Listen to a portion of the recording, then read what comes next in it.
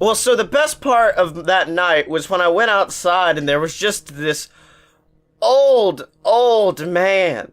The oldest man. And he just, like, looks at me and I'm taking a hit of, like, this big chunky vape. And then he hands me, Blake, I shit you not, the thinnest vape pen I have ever seen in my life. And he's just like, try it. What flavor is it? Reefer. It's what? God flavor. Yeah, I was like, wait, what? He goes, reefer. And I'm like, sir, no one's used the word reefer in 50 years. He's like, it's got reefer in it. Try it. And I try to take a hit. I swear to God, I don't know if it was dead or not. And this man just had a vape pen that doesn't work, and he was telling people there was reefer in it.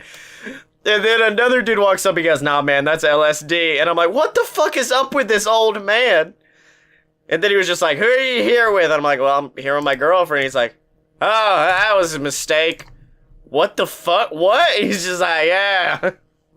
It's funny. If you were to ask me, the mistakes were being made much earlier than that question being asked.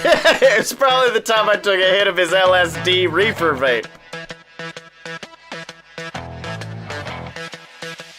Whoa, ladies and gentlemen, boys and girls, children of all ages, it's time for a load. I'm telling you about a load. A load of BS. That's right, ladies and gentlemen, a load of BS, the greatest show on the planet featuring the two best damn men of all time. And I'm talking about he, the B to the L-A-K-E. That's right, it's the sleepy boy, Blake Tanner. Hey everybody, Blake Tanner here, Sleepy Boy Extraordinaire, and with me on this podcast train of Sleepy Boy is a man who counts down podcasts 5, 4, 3, 2, 1, 3, 2. No. Salty Frank in chat counted down to the countdown. So Salty Frank brought down the 5, 4, 3, 2, 1, and then the next countdown was my own personal countdown. 5, 4, 3, 2, 1, 3, 2. That's my phone number, dude. Don't give that shit out. What the fuck, man? Text Scottye. Make sure, please don't text that number. Don't. They call it and it's actually like a fucking phone tree we've set up that's just like, hey man, how are you doing? Press 1 for good. Press 2 for no. 1. Or it could start a phone scam. Like as soon as someone calls or texts that number, it just starts calling them back and asking for money. Yeah, dude, that's what it is. That's how. Have you gotten? I think phone scammers are getting clever because I think they are using phone number changing technology to use local numbers. They are. As a matter of fact, not too long ago, I got a voicemail from someone and this was a number that I'd gotten a fake phone call from before. But then I got a phone call from that same number again. Right. And this person was berating me, telling me not to call them anymore because they didn't want any. They don't want none. See, with me, apparently I fake called a business. The dude calls me back, hey, and I locked myself out of my house, so I was waiting on my papa to come open the door. So I thought it was him. I didn't, because like the voice was a little bit gravelly, and I was like, hey, how are you? Good, just calling you back. Okay, what? Who are you? This is Ted. This is Dale Dimmadome, owner of the Dimsdale Dimmadome, called you back to certify your reservation. Dale Dimmadome? Owner of the Dimsdale Dimmadome? Not right. Oh. Yeah, so that was a fun problem. Because my phone was also at 1%, and I left my charger inside. I was like, I can't handle this right now, man. Please don't. And once again, I apologize for being a sleepy boy. You see, last week, classes at UAB started, and so I had to go back. Actually, last Monday was particularly hard. You know, I woke up at 6 o'clock like I do, and be able to get ready, have breakfast and stuff, so I could get to my early class. Right. On Mondays and Wednesdays. I left the house, at 7:45, so I could get there for my 8:30 class. Mm-hmm. And so I get there, and I park, and it's the most amazing thing. Like, they've gotten a new building down there, So parking was just so easy in the place that I needed to park to get to my class, which was amazing. As a matter of fact, I was surprised at how few people were there. So I waited for a few minutes.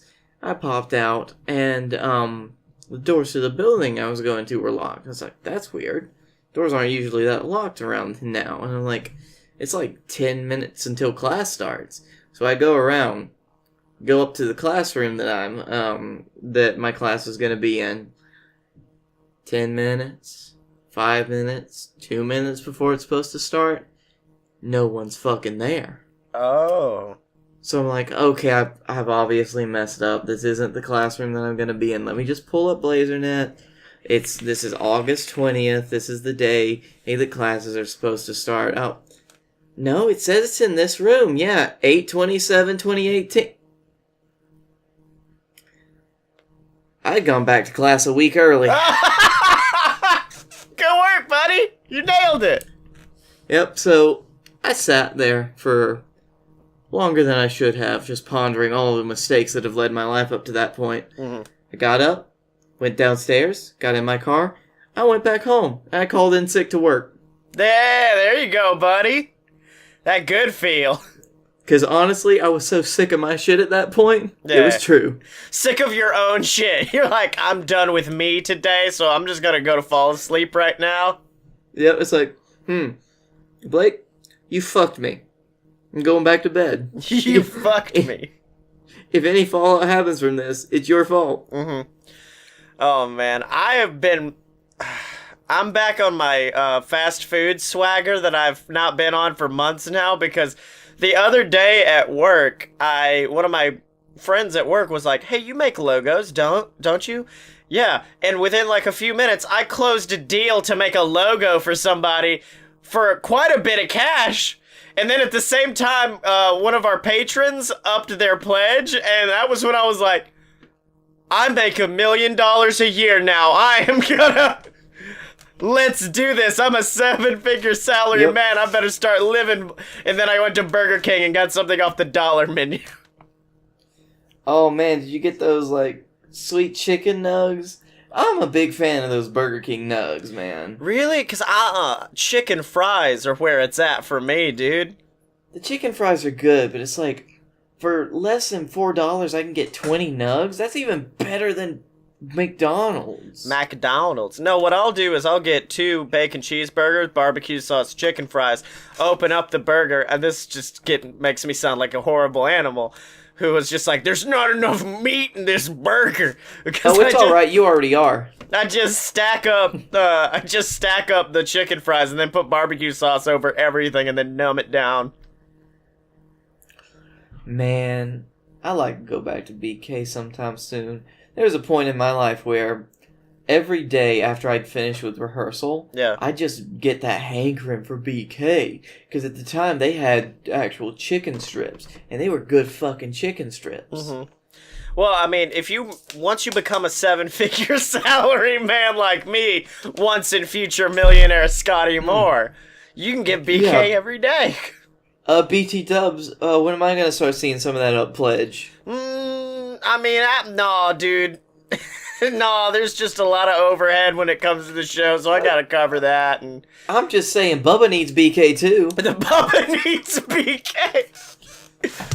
Oh, I want a shirt that says Bubba needs BK, and then we have to wear it to the Burger King. Oh, shit, I don't know if we ever talked about this on the show, but a couple months ago, Burger King was doing a thing where if you tweeted the hashtag BK spicy fries or something like that, because they were promoting the spicy chicken fries. Yeah. And so what I did was, apparently, if you did it, you would get, like, something back from the king, where he's like, hope you have a spicy day, or something like that. But every once in a while, he would send a link of this GIF to the official BK account, and you'll get a nice surprise. Turns out they were giving out $5 gift cards. Nice. So, my next hour was nothing but me yelling at the BK account with that hashtag until I finally got that one specific GIF for the spicy nugs. So did you get some spicy nugs? Well, like Icarus, flying too close to the sun and his wings burning, I swear to God, the very next day our Burger King caught on fire. Jesus Christ, what did you do? The nugs were too spicy. It burnt down the whole establishment. And you know, as that place was burning, and like the manager of the store, like, who is basically like the captain of the ship, they have to go down with it. They were cursing your name for making them get the spice. They were like, no, I'll get you more. Is this the same reason that the Outback closed down and we had to go to the Lone Star that one time we were in your hometown? No, that's just because my hometown is depressing, and they were like, how can we make it more depressing? Do you have an Outback? No, we have a Lone Star. There you go, that's depression in a sentence. Oh, no, wait, we do have an Outback. Oh, and it's gone. Yep, that's gone.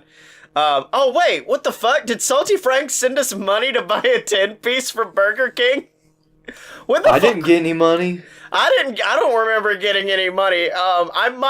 This might have been one of Scotty's I need to finish all of these bottles of liquor nights, so that might have been what happened. I used it to buy a 10th of a bottle of liquor, because that's how much that money would get me. Exactly. Oh, man, Blakey T. So, but I saw you snacking on something before the show, so I think we need to bring back a beloved character who, he's kind of been on Fight Boys more than he's been on more than he's been on BS, but I think he needs to make a little cameo here. Hey everybody, Canada Charlie here, Canada, and all the other things. You know, I quit the whiskey game. It was just a little too much, so I started going back into professional wrestling, kind of to get back to my roots. My dad, of course, famed professional wrestler Captain Tibbs. He's been on here too a little bit. But you know what? Today I'm here to boost us a little something that I think is just the bee's knees, the best you ever, the nicest, most flavorful chip flavor you ever get, and you only get these bad boys in Canada. It's really weird. Here, I don't understand why they don't have them in America. It's the most American flavor you could think of, but really it's just something that's special to Canada, and I'm gonna tell you what that is right now. Ketchup flavored potato chips. Oh no. Potato chips, ketchup. That's all you need to know. And you know what? They're tangy, they're flavorful, they are just so rich, and they are velvety, smooth in your mouth. And you know what? They got a little bit of red dye in them, but it's the good red dye. It's not the red dye that gives you cancer, don't you know? I love the fact that Canada Charlie on JWF is like this psychopath who beats the shit out of people to try to get what he wants. Meanwhile, on our show, he becomes like our boring NPR food review show section, where he's just like, let me tell you about these chips, boy. Well, you know, that's my secret, Scotty. I'm always Canadian. Now, Canada Charlie, friend of the show, Salty Frank in the chat, he does make an excellent point, which is, aren't those just French fries in chip form? Yeah. Yeah, basically deal with it. Really? I mean, this is gonna be the easiest way you've ever eaten a French fry, boyo. Let me tell you something. Yeah.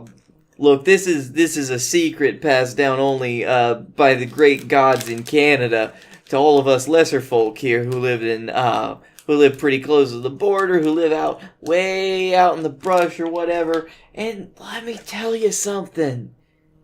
These are awesome.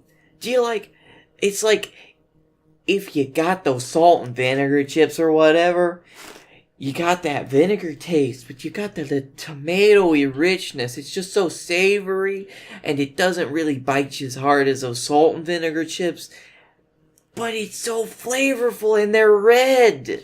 Meanwhile, the fucking American equivalent of Canada Charlie's over here just like, what's up, pussies? Today we're gonna be reviewing Smirnoff Ice Grape. Tastes like grape juice and it gets you fucked up. Get wild, it's me, America Joe! You know, that just sounds like one of those Russian-appropriated drinks. Oh, you Americans. You know what, if I brought ketchup-flavored chips, If I brought ketchup flavored chips down here, they brought that Smirnoff stuff.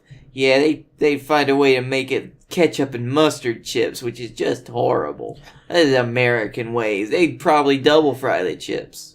Now, Salty Frank asks another question to the Canadian man. Are you going to make poutine with them? No.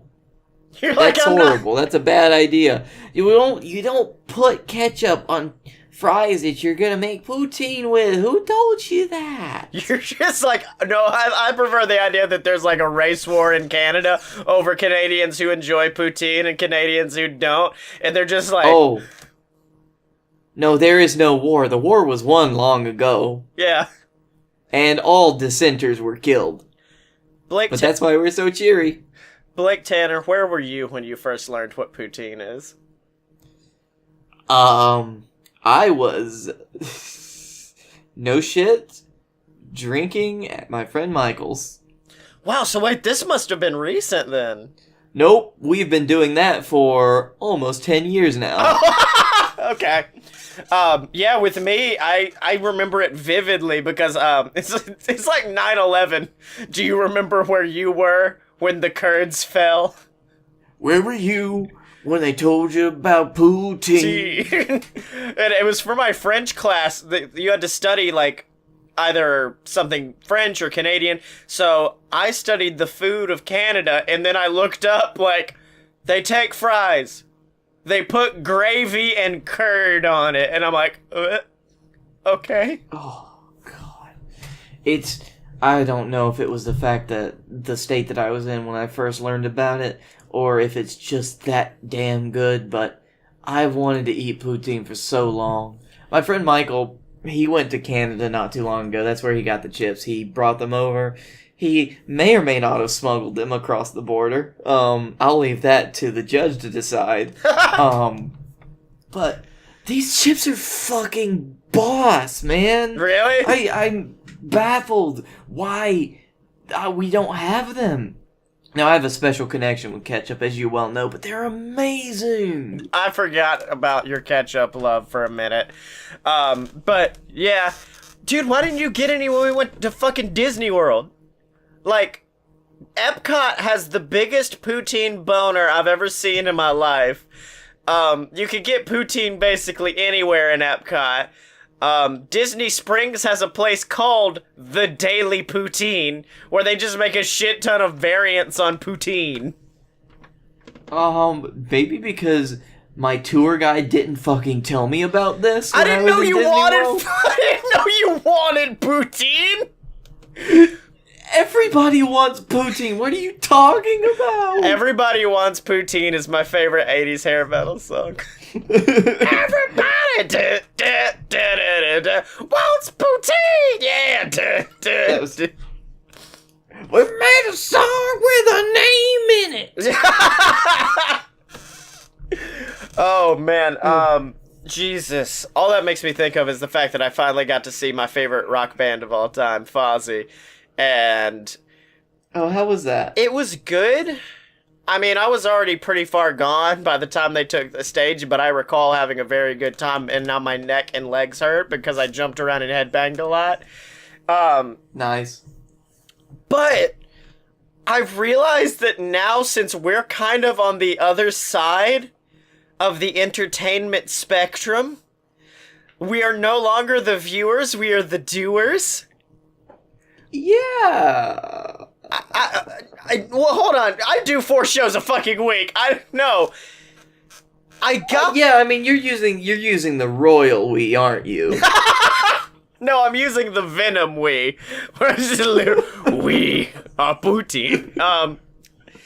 So, I remember one time in the concert looking up at multiple-time world heavyweight champion Chris Jericho getting the stage, and then I just realized, like, that's just a dude like me. Just working, living the dream, man. Look at how happy he is. I'm so excited for him. I got excited for him. Not for me getting to see him. I got excited for him. Like, I'm just... Good on you, man. You're getting to do what you want to do.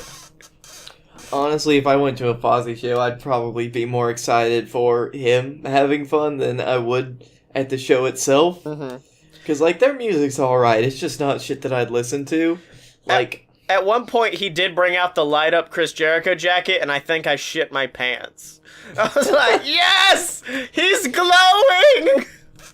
Like, I think if Fozzy were around at the same time, like, the music that they're trying to emulate was also at its most popular, then they would be remembered a lot more fondly than they are now. I think they're like a hard rock variant on it, so I don't know.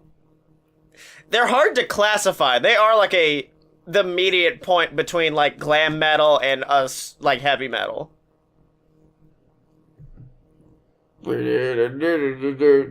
Chris!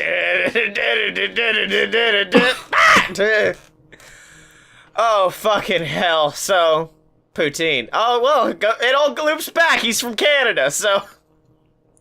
Yep, all loops back. Well, you know what? I gotta catch a flight. I got some JWF to do tomorrow, and I really just gotta go murder my father. So, I'll see you guys later. Wait a minute, Charlie, the show's in Birmingham. It's an hour away. Why are you getting on a plane? Okay, bye. Oh, now he's gone. He ran out into the woods. Yeah. Oh, wait, no. Yeah, he did sprout wings like a mighty condor. Yeah. There he goes. He's got a maple leaf on his back. It's actually really amazing. Salty Frank has let us know when he first learned about poutine. He goes, I was 5 and I made a poo joke about Ovaltine, and then my mom told me poutine was a food. So, how about this? Comment down below. When's the first time you learned about poutine? Let us know, fam! I'm jealous that my friend Michael is now eating at a Bob Evans, and I still haven't gotten the pleasure of eating at basically Canadian Waffle House. Wait, hold on. Bob Evans is American. Not Bob Evans, Wow, I fucked that one up. The donut place. Yep, no, I really whiffed that one. Yeah, dude, I was like, I've eaten at a Bob Evans. What are you talking about? I actually just want a Bob Evans now. The first time I ever embarrassed my mother was at a Bob Evans, and I wasn't even out yet. Also, Tim Hortons. That's the words. That's the words. So yeah, it's got name in it. It's got name in it.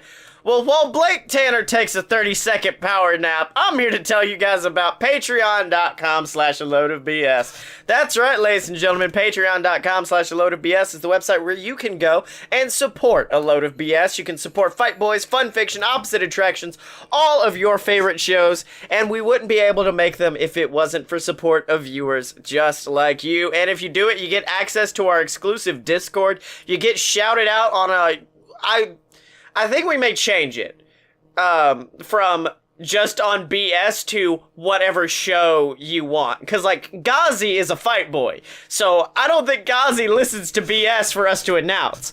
Meanwhile, like, Deborah Moore, Miss Jenny Side, they're BS boys and girls. They're BS Moon Marines, so they should be announced here.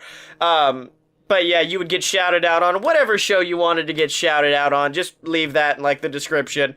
And, like I said, give me money so I can go to Tim Hortons. Give Blake money so he can go to Tim Hortons and also get a 10-piece. And Bob Evans on the way. And a 10-piece of chicken from BK. Over at patreon.com/a-load-of-BS. Now, Blake Tanner, I have become fucking enthralled with the story of the century. Okay. Because I think it was on YouTube, and it popped up in my recommended about this dude who fucking just stole a plane. Yeah. Now, this happened a few weeks ago. I was up on it, like, as soon as it happened. Yeah. Because, like, the morning after, I was watching the video, and my friends and I were talking about it, and it's like, you know, if I ever really decided, which, no, not gonna happen, but it's like, I can't fault the guy for that being the way he wanted to do it. That being the way he wanted to go out. I don't think he wanted to go out, but I think once he got up in the air, he was like, Well, I'm probably not making out of that. I think he had so much premeditation, though. He was so fucking calm, man. He did end up committing suicide by plane, which... Hold on! Suicide by plane is not the best descriptor. Is it not? I think it was an accelerated jumping off a building. He wasn't on a building. Yeah, I know, but, like, he just went down a lot faster than... yeah, he almost reminded me of Star-Lord in a way, because, like, he's like, look at that, a mama orca with the baby, I want to go see that guy. Like, he's fucking making jokes and shit. Like, they're trying to get him to land at Lewis McChord, and he's like, oh, those guys will rough me up if I try and land there. I think I might mess something up, too. I wouldn't want to do that. They probably have anti-aircraft. They did. I mean, they had F-16s, like, going faster than as fast as they could possibly go. They make some sonic booms and shit. Yeah. Well, it became not a sad story. Well, I mean, it is a sad story, but, like, the opening line is like, I've got a lot of people that care about me. It's gonna disappoint them to hear I did this, and I'd like to apologize to each and every one of them. I'm just a broken guy, got a few screws loose, I guess. Never really knew it until now. This guy's got a story. I think when the story is written of his life, like, you need to say within the first page that it's like, and this is how it ends. Yeah. Well, no, okay, we're making the film. The opening is... I think the opening line of the film is, I've got a lot of people that care about me, and it's gonna disappoint them to hear that I did this. But it's all black screened, so you don't know. I mean, you do know, but, like, because the trailers are gonna give it away. But if you watch the movie without knowing about it, you're gonna be like, wait, what did he do? It's like, I was in a play once not too long ago that you very well know, where it's like, within the first 2 pages, it's like, well, this is the story of how Buddy died. Oh, yeah. Also, Salty Frank describes it as a sad story of suicide, but also the story of triumph of learning through video games. He did learn through video games. Yeah. Which, I mean, I'm proud, like, it's not gonna be easy to... I'm tempted to call our friend Kyle, who is an airplane pilot now, and just be like, how hard is it? I guess the basics, because, like, I used to really love playing anything, like, any game with a joystick, and there were a lot of flight simulators out there. And some were super realistic, like, they had all of the instruments and dials perfectly, because these things were used to teach people to fly planes. And, I mean, at that point, it's like, I had my head around how to fly a small, single-engine plane. Yeah. I just needed to be in the thing. Needed to be in the plane. Which is not something I would ever want to do because I hate flying as it is. Okay, here's my idea about the movie. I think the quote-unquote suicide, halfway point in the movie. And okay. we could take it one of 2 ways. Either we pull a Wrist Cutters a Love Story where he does die, and then we follow him throughout heaven where he attains peace and happiness. Or 2, there's a portal. And he flies through the portal, through the water, and ends up in a different world where they don't have planes, and he's become unto a god to them because he knows how to fly. And he just kept flying. Yeah. They're just like, he's the one who conquered the air. Teach us your ways. This is like... This reminds me of the theory that your brain releases so many endorphins that it's like, as soon as you're dying, you just have an elongated amount of time to live in a dream world until you can accept the fact that you're dying. Oh, man. And that's what the portal is. I don't want to do that, man. That's too dark. I prefer this Avatar fucking idea where he gets through and there's like banshees on both sides of him flying. Well, yeah, and that's exactly what happens until the end. And he's like, okay, I'm ready now. I'm ready to die. And then you can still have a bittersweet ending where the man is just flying his plane off into the sunset. Maybe leave it ambiguous. But he never leaves the plane. Well, hold on. The final scene is definitely him flying the fucking plane off into sunset, right? Oh, into the sun. Yeah. Salty Frank says, the unfortunate part about this is when I watched the news when it happened, I heard them say he pulled off some really impressive maneuvers in the air. And then it cut to a picture of the crash, and I thought, well, that's how most of my Microsoft Flight Sim games went too. Oh. Okay, so we gotta start at the beginning. Because we gotta figure out why he steals the plane in the first place. Because there's a plane. Well, yeah, there's a... Hold on! But, like, he's gotta have a couple screws loose. So why, though? Like... It's like, you know... I never flew a plane before. I want to fly a plane. I mean, this could be... the whole lead up to it could be his life and how a lot of his a lot of the decisions he makes are on complete and utter impulse. Yeah, okay, So okay, okay, I've got it. His wife... I don't know why I'm going to wife here. His wife definitely has to leave him, and the reason why is because he keeps coming back from, like, bars drunk. He's cheated on her, like, twice. He has no impulse control. So this movie has to be him learning impulse control. He could be like a friend of mine who someone dared him to throw his shirt in a fire and he didn't think about it, and so he threw his shirt in the fire and then he walked home. Okay. Yeah, that could be a scene. Throw your shirt in the fire.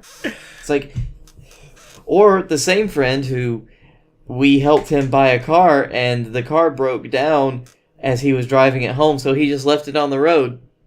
Yeah, I could see that. So it's almost... I like the idea of you've got all of these kind of cool characters in cinema who are like devil-may-care kind of jokesters. This is the mirror we hold up to that character where we're like, hey, you might think those guys are cool, but this is the other side. You get to see them be dicks. Like, you're like... You get to see, like, how that character is not something you actually want to aspire to. It's kind of a cautionary tale. It's kind of more like, this is how he learned to understand himself and his faults, so you don't have to go through the same mistakes. Okay, now how do we illustrate that? Because I'm changing it. I think the crash happens 1/4 of the way into the movie. And so now it has to be the portal. Because, like, if he dies, he dies. It's fucking Rocky IV all the way, baby. So he has to go through the portal so he can keep living and learn how to control himself. Or... Maybe he just doesn't crash. What? Yeah, this is our story. Yeah, but Blake, that's... This is the what if. The plane crash happens a quarter of the way through, but then we kind of like... Bleep, bleep, bleep, bleep, bleep. But what if that didn't happen? No. Here's your problem.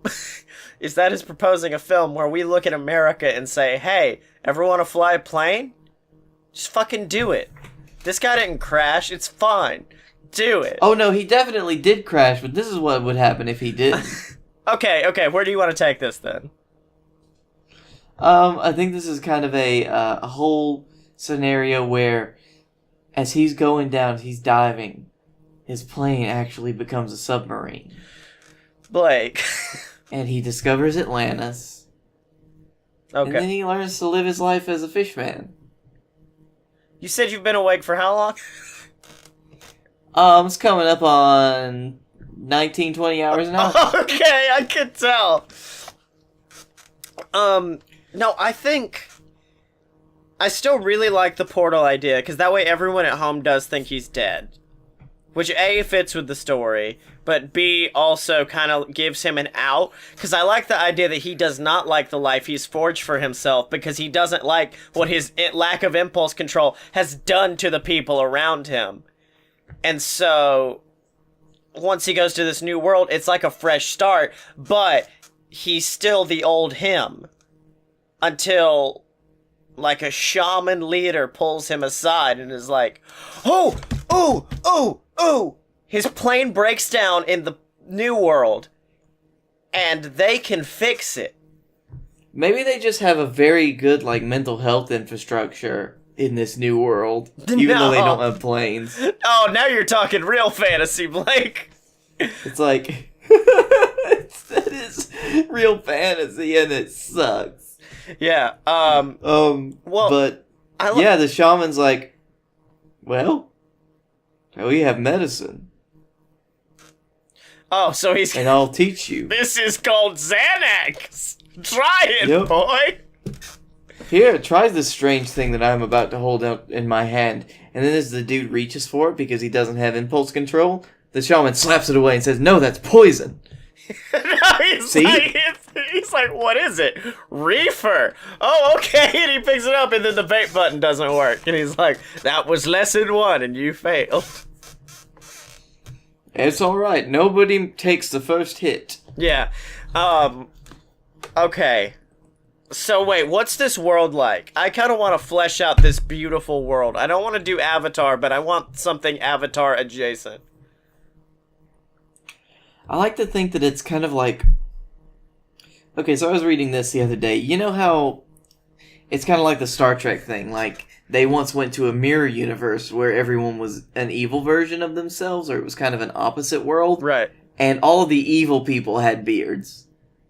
Like, weird mustache beard combos.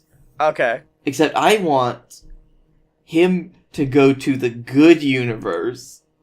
Because our world is actually the evil counterpart.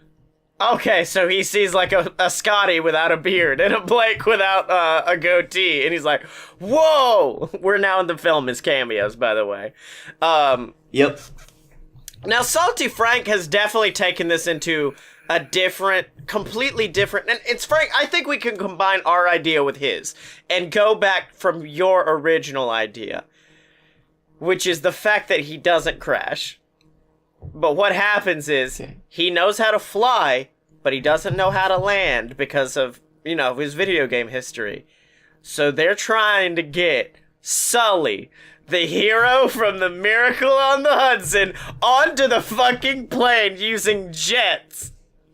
And Salty Frank has already cast it for us. The pilot is Nick Cage and Sully is played by John Travolta. And of course, in the end, they end up kind of crashing, but where they both survive and they're out at the ocean, then sharks eat them, because that happened in the one Nick Cage movie. It's just that one Nick Cage movie. Now, I do like the idea that, like, the Sully of the Sully movie is kind of like, that's more of like a drama kind of thing. This Sully is cool and ready to fight, and I don't think it's jets docking with the plane, Frank. I think he parachutes from a jet down onto the plane as fucking like Motley Crue plays. And he's like, Sadly, there was a really bad crosswind that day, and Sully died. No. It's Shoot to Thrill by AC/DC. And Sully is just like, and then he like lands on the top of the plane, superhero pose, rips off the top of the plane like a can, and then climbs inside. As Nick Cage is screaming, "Why are you doing that? We're a lot more unstable now. You ripped a wing off." Salty Frank has a better idea. It's a plasma cutter. And Breach charges the captain's cabin. Boom. This is a single engine plane. It doesn't have any of that. You're coming with me. Okay, so we've got this, and he kind of saves him from himself. Yeah. Oh wait. And then we're all happily ever after. No, can we keep the casting of Sully from the original movie so we have Tom Hanks? Because I think that would probably be best. Well, here's why.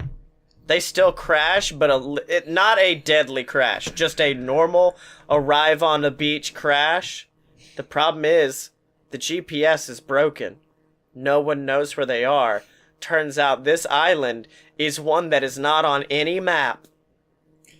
And then a volleyball washes up. Thank you, Castaway 2. Just me and you. That's the name of it. As Tom Hanks looks down, he sees there's a face on Wilson? Wilson? No. I like this idea. Reunited and it feels so good.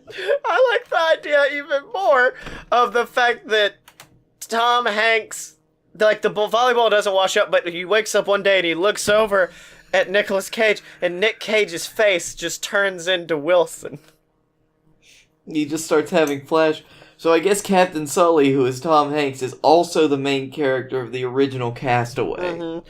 Hold on, because I'm fairly sure there's another film that links to Castaway, but I can't remember what it is. Because there's already one crossover. Well, little do you know, the film Castaway actually takes place with the castaway repeating the same day over and over again. Castaway Day. The great film Castaway Day. And then finally they fly back home. Wait a minute, even better. Do you know where we see Sully at the beginning of the film? In the terminal.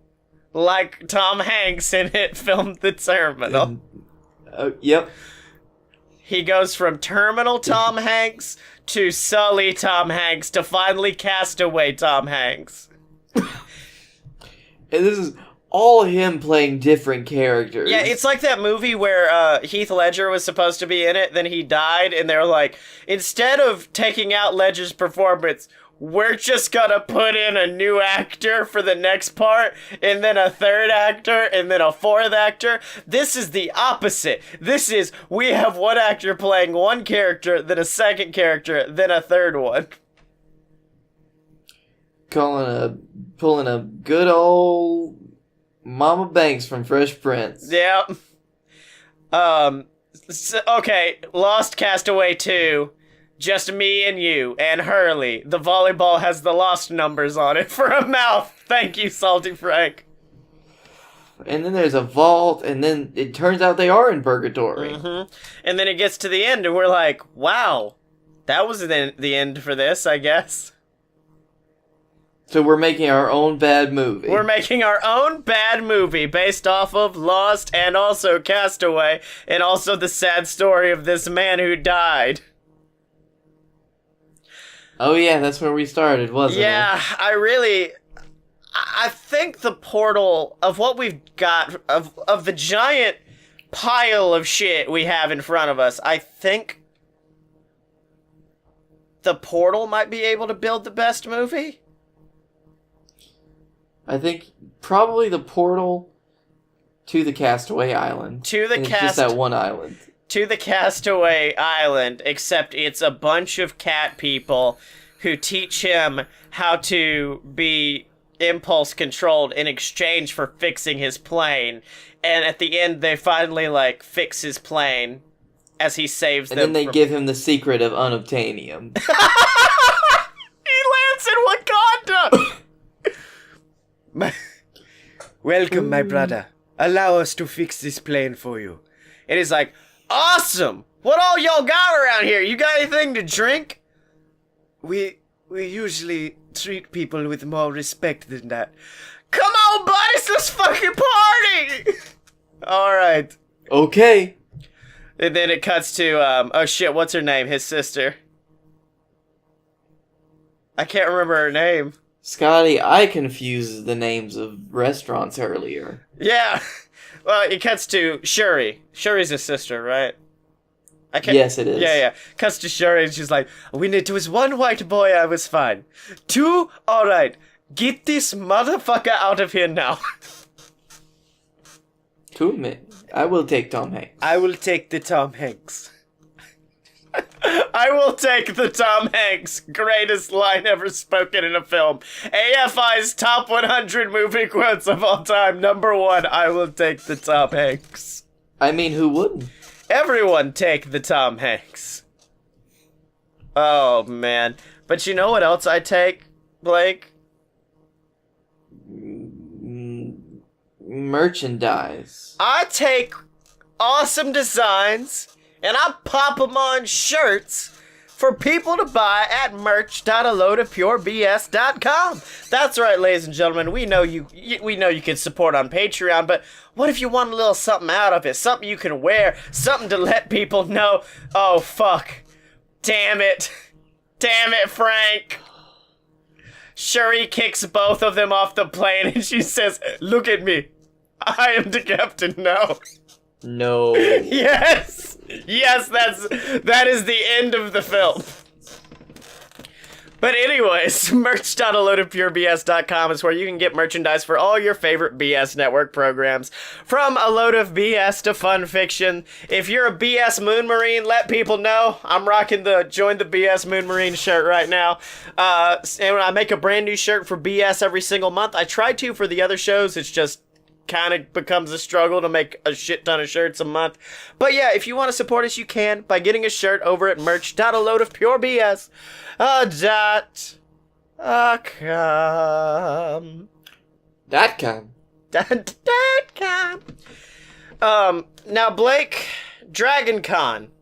It's from when this episode goes up 3 fucking days away. Actually, no. When this episode goes up, I will be at Dragon Con. And by at Dragon Con, I mean at the Vortex Bar in Atlanta getting fucking drunk.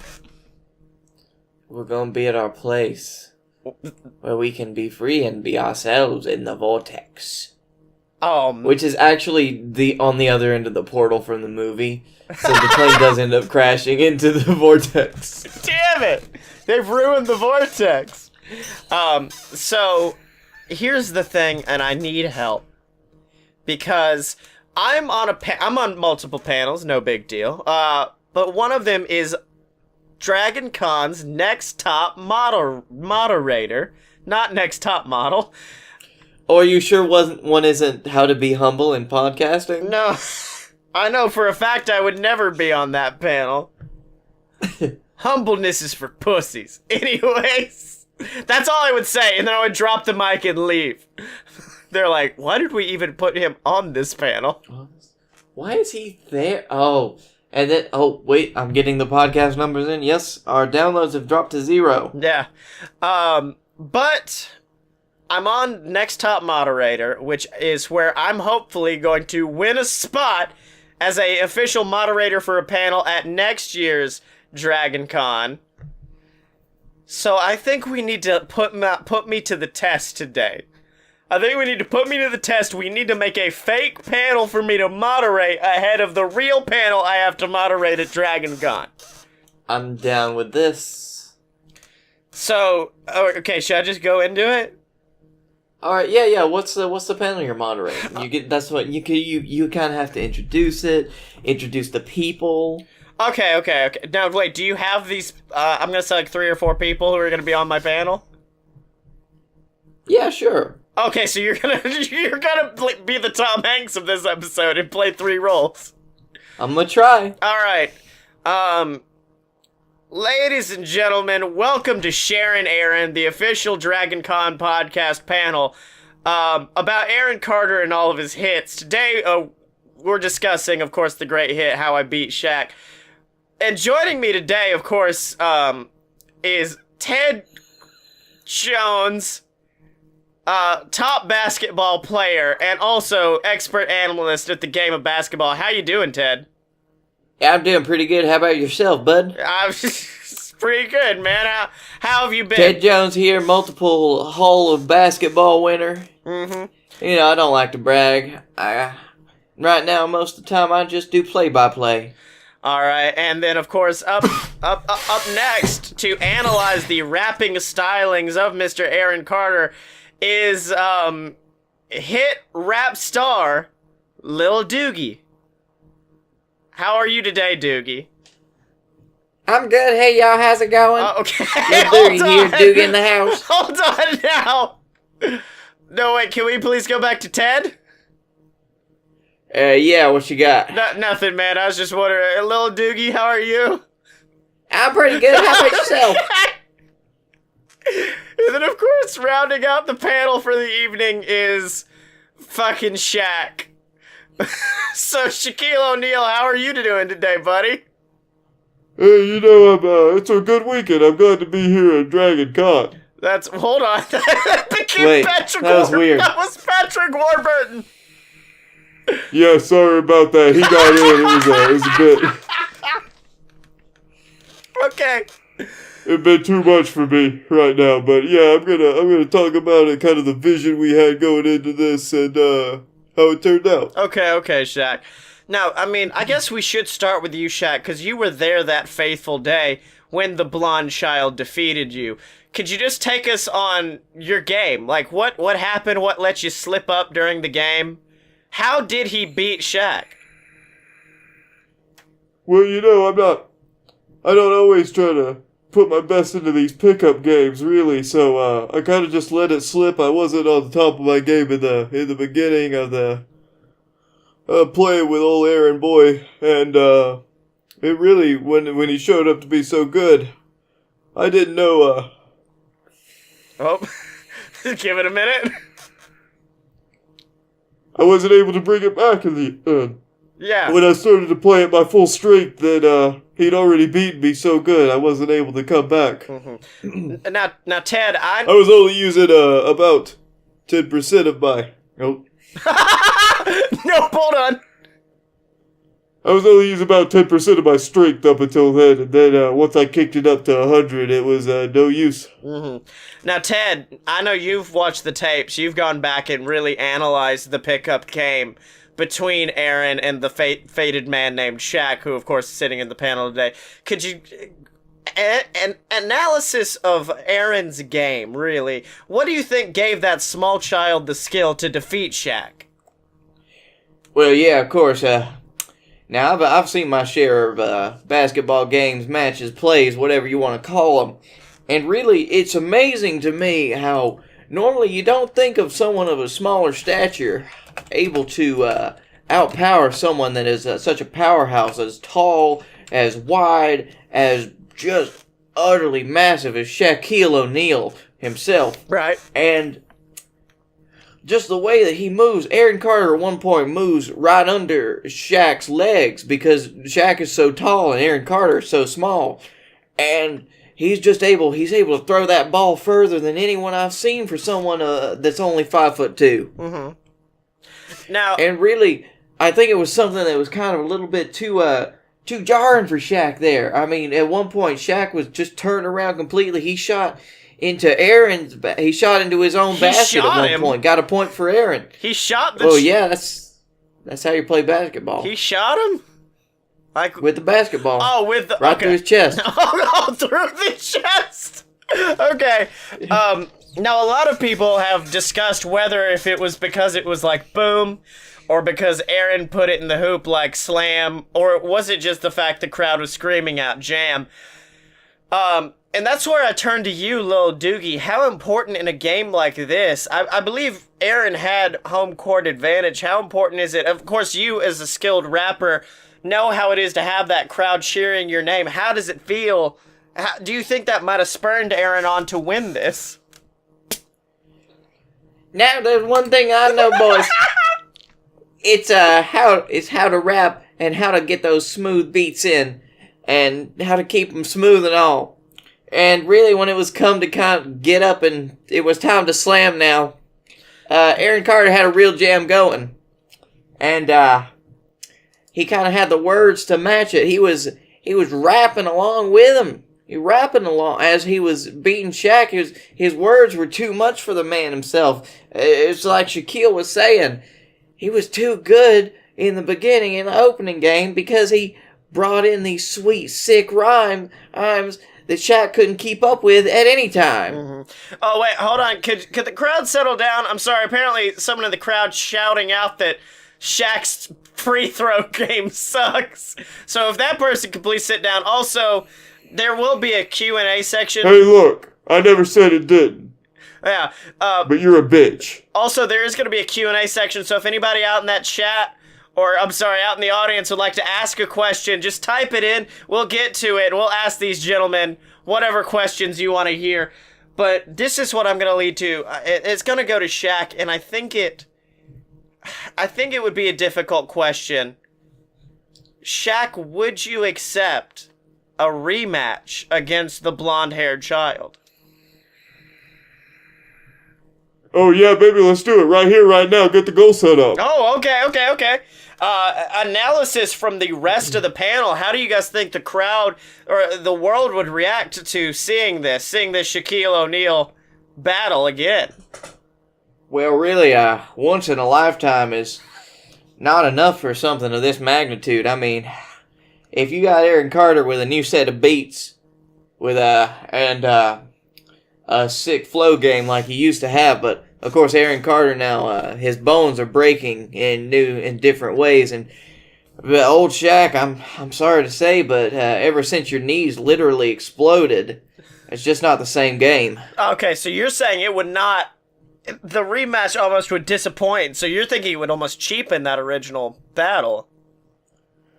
Yeah, no, I'm the kind of guy who's more the let sleeping dogs lie. That's why when I decided to retire, I stayed retired. But Shaquille O'Neal, he's on a completely different level than even I was, and maybe he could still pull out something like that if it was just one more match. Right. Boy, I got something to say. Okay. Aaron Carter, he's not the Flowmaster General he used to be. So, I don't know if he's on top of his game either with the lyrics, with the rhymes. He can't keep it tight like he used to. Right. So, I don't know. I think it'd be a little bit disappointing from a lyrical point of view. So all in all, Yep. a game. Oh wait, hold on. Going to the crowd. Looks like we have a question from one Salty Frank of the Seven Seas. And Shaq, I feel like this is going to be a little bit difficult for you to discuss because, of course, we did discuss the injuries that Aaron has sustained over the years, especially one in a horrifying crash in Florida a few years ago where he drove over a mattress before escaping his SUV moments before flames erupted in the car. And, well, Shaq, Salty Frank wants to know, did you loosen the ties on that mattress, causing Aaron to get into that horrifying crash? Whoa. That's a baseless accusation, my friend. I would never have done something like that, especially someone I know that could beat as easily as I could beat Aaron Carter because I wasn't using my full power. Right.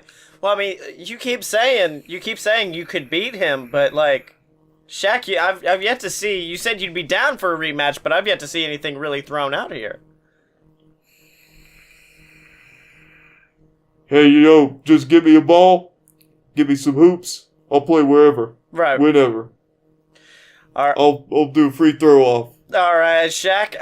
Now, it's a new day. It's a new era in rap music, and unfortunately, Aaron Carter couldn't be with us today. But there are numerous rap stars who are young, skinny white kids who have taken the Aaron Carter place. The Justin Biebers, people like that.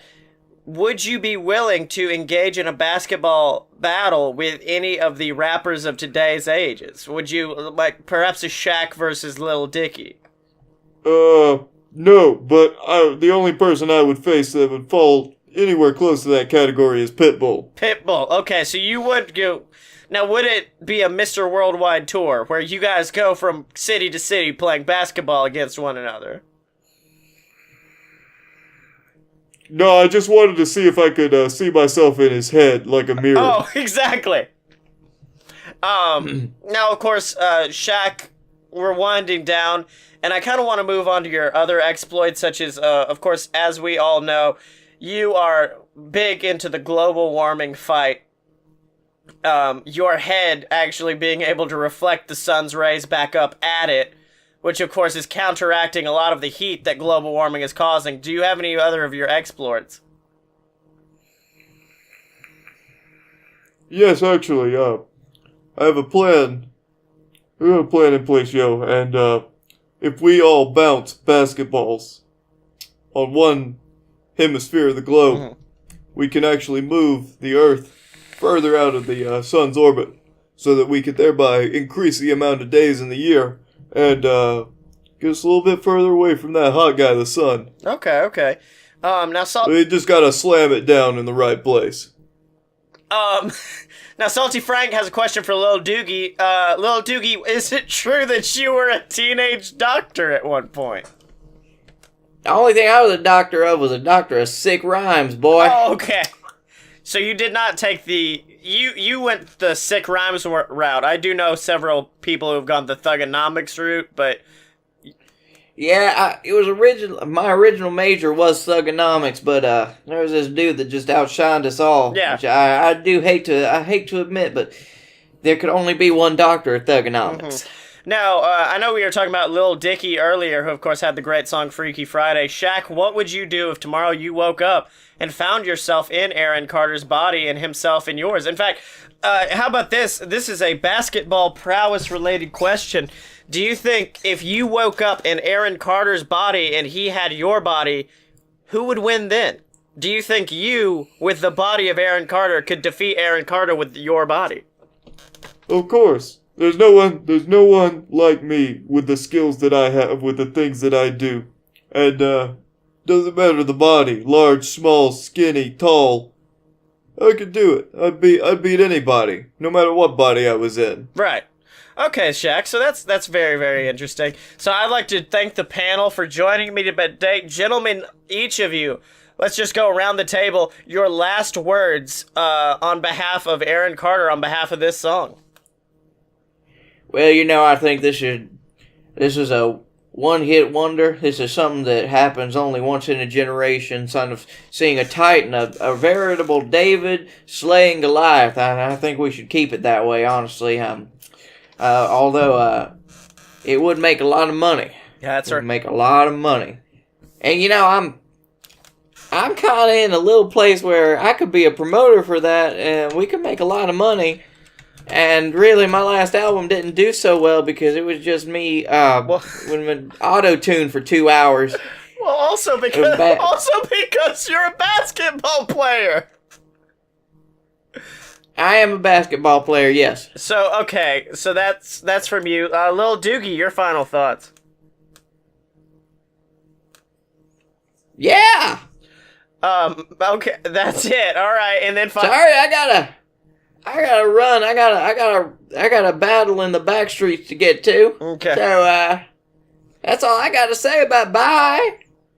All right, and then finally, Shaquille O'Neal, do you have anything to say?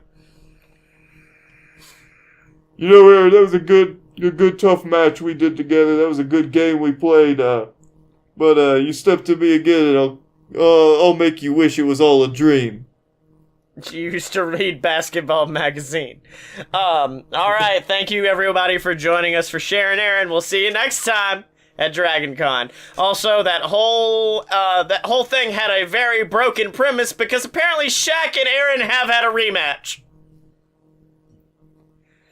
Shaq challenged Aaron to a rematch. He makes the deal that if Aaron scores a single hoop, the ex-Laker will donate $5,000 to the charity of Aaron's choice. Aaron replies that he is playing for the Aaron Carter Needs a Jet Ski Foundation. Yeah, that's why we never actually played it. Shaq steals the ball, scores over 20 points. Aaron cannot make a single hoop.